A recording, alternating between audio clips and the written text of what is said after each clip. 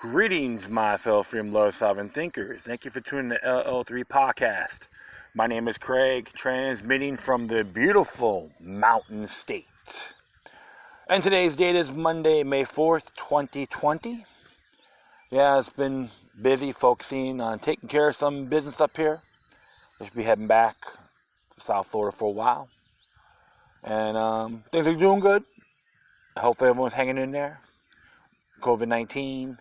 And of course, a lot of stuff will be opening up, reopening, etc.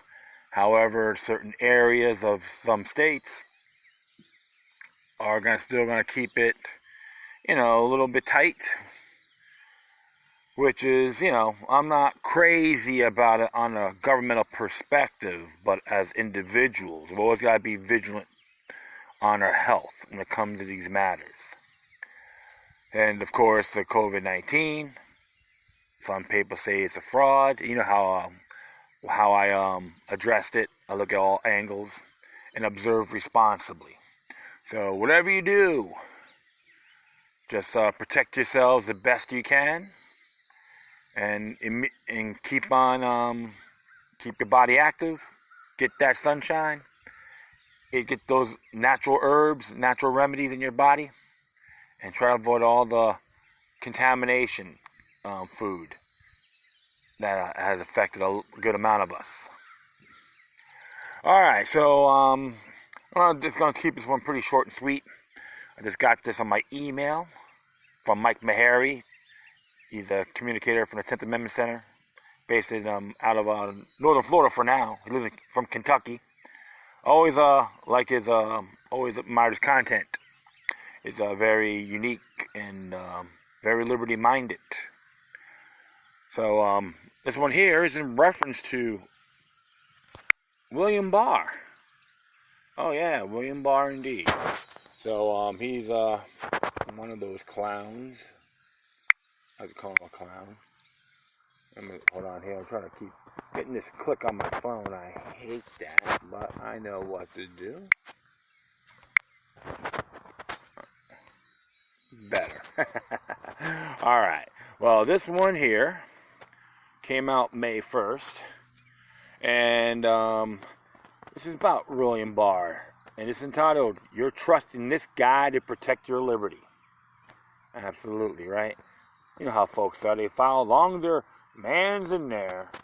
Everything's awesome as long as you're on the winning team. I hate that. I hate that song. So pathetic. And you got the stupid clubs trying to play it. You got my condolences during that time. Alright, it says here, I'm seeing a lot of cheerleading for U.S. Attorney William Barr because he's putting the screws on state governors and pressuring them to open up their states. Barr has even threatened to sue states that he determined are infringing on their residents' rights. I'm directing each of our United States attorneys to also be on the lookout for state and local directives that could be violating constitutional rights and civil liberties of individual citizens, Barr wrote in the memo. I'm going to be so cool now. Never mind the fact that the federal government was never intended to serve as a liberty enforcement squad and police state governments. Barr's proposed actions would elaborate the separation of powers inherited in the Constitution to break the 10th Amendment. But that's okay, according to a lot of conservatives and libertarians. Barr is doing what's best for liberty. We can't let arrogant constitutional scruples get in the way of freedom. In other words, we trust William Barr to protect our liberty better than the limits on federal power inherited in the Constitution system. You might want to pause for a moment and consider just for what you're trusting with all of this power to protect you from petty tyrants in a few state capitals. A lot of people may not remember that this Barr is second go-around as AG. He also served under George Herbert Walker Bush from November 91 through January 93. Warrantless surveillance. During his tenure, Barr set the foundation for the modern federal surveillance state. Dedicated drug warrior, Barr directed the Drug Enforcement Administration to collect bulk phone data on millions of people.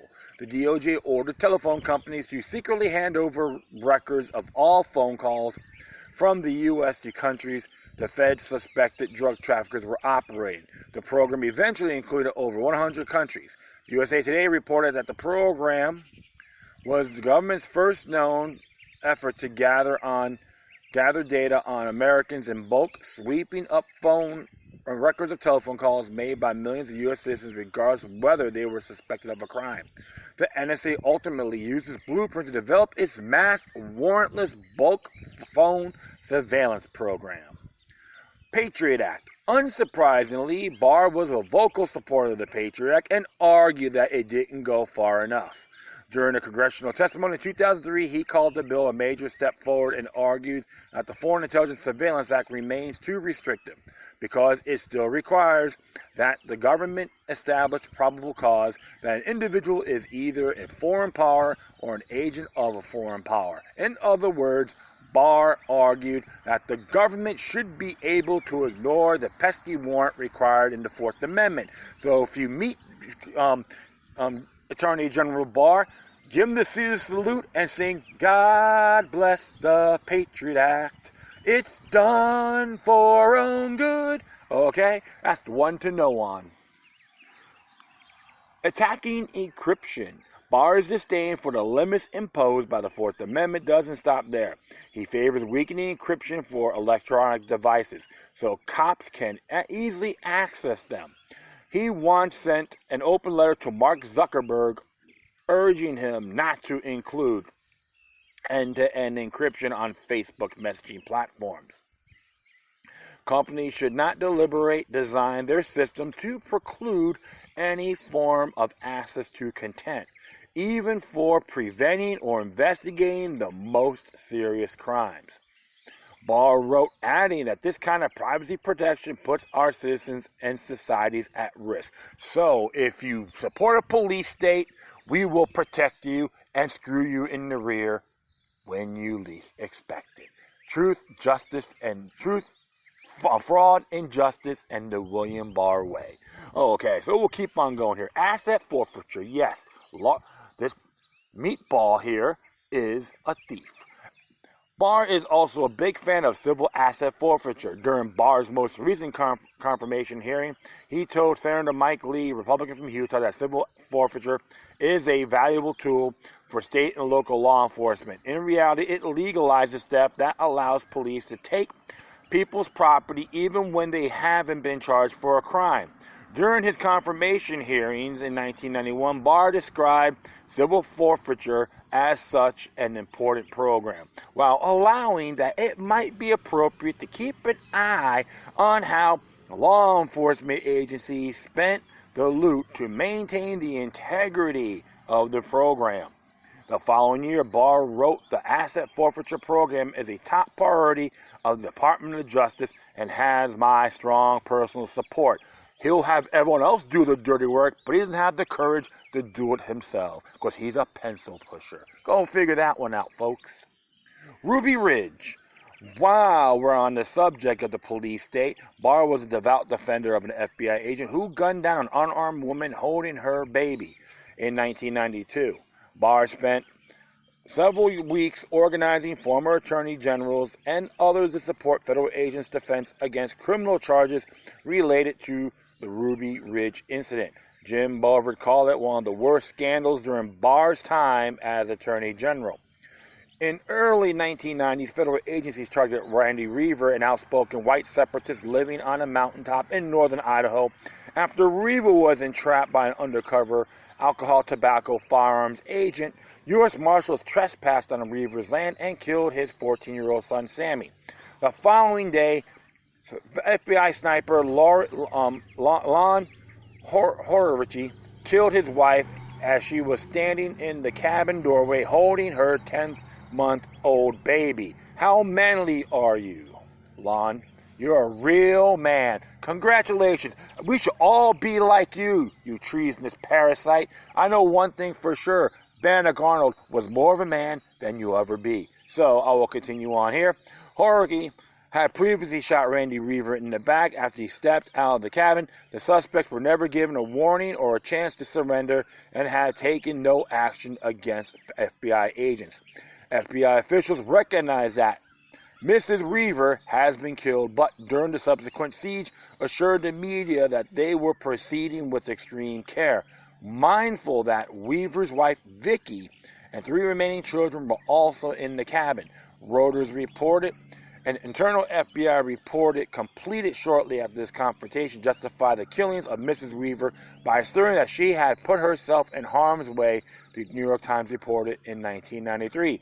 Yet Bo Gritz, the former Vietnam War hero who helped the feds negotiate Randy Weaver's surrender after the death of his wife, declared that the government profile of the Weaver family recommended killing Weaver's wife was, I believe Vicky was shot purposely by a sniper as a priority target, the profile said. If you get a chance, take Vicky Weaver out, and Mrs. Weaver's corpse remained in the besieged cabin. The FBI used microphones to taunt the family. Good morning, Mrs. Weaver. We have pancakes for breakfast. What do you have? Ask the agents and at least one exchange, the Washington Times reported. Barr defended this, not just in word, but in deed. He told a panel during his confirmation hearing that he assisted in framing the legal arguments advanced in the district court and the subsequent appeal to the Ninth Circuit. This is the do conservatives and libertarians want to entrust more power in order to protect their liberty? No thanks. I'm going to take a hard pass. Barr has already proved he can't be trusted with power. Giving him more is a fool's errand. And Meharry's right. And regardless, like the Weaver incident, there's some people I know that are well acquainted with the Weaver clan, and they made a statement they were thieves. Okay, they weren't all that. Okay, they had a lot of hard, rough edges. So I'm not gonna refute it. However, if they could do that to them and say it's a just cause, you can be next. That's why protecting your enemy's liberty is just as essential, regardless. If they violate your space, or violate you, or hurt your family, then there's then you got to do things when it's necessary. I'm not gonna argue on that. But too many people out there believe in the little paradigm games. It doesn't matter what side of paradigm. Doesn't matter who you support. Eric Holder, William Barr, and and the few others, they're all the same. They want power. They want things centralized. They want to say, do the legacy of Abraham Lincoln on steroids. You could throw in J. Edgar Hoover as well. He got off on that stuff. Those are the people you should focus on, not these little piss ants you see out there. Yeah, we can never trust the government. That's a fact. Our Declaration of Independence says so, and anything on our state constitution, wherever it doesn't matter where you live, anyone supports these bills or supports certain orders is null and void. I believe in voluntarism, not obligatory, not mandatory. Mandatorism, okay? So this is why we have to always comprehend our obligations from the local level and up, not the other way around. And we all are observing about the 2020 election. Well, it's a battle of the establishments once again. Don't fall for the hype, folks. Whoever wins will be the same. They talk about revolution. But the whole thing is this. They need us more than we need them. This is why I always tell people in the past about when it comes to your natural rights and legalities of it. The more you know, the more you implement it, the less you fear. Don't just do it for my sake. Do it for you, your family, neighbors, and beyond. We're all going to have differences. That's okay. But if we have things in common, let's start from there. There's many of them with different views. I can say we have our discussions. We're not without any vindictions. Alright, folks, that is it. I thank everyone for listening. Plus, feel free to download and share us throughout your social media networks. If you have any questions, comments, or you said something interesting you want to check out, whatever you do, please send your correspondence to Decorum. I will leave this link. I'll leave this page on my footnote. If you want to do donations, that'd be great. You can hit me at paypal.me/Loki Luck number 3. That's all together. Once again, thank you for your time. Plus, always remember that demoniac resistance is healthy for the soul and can liberate humanity.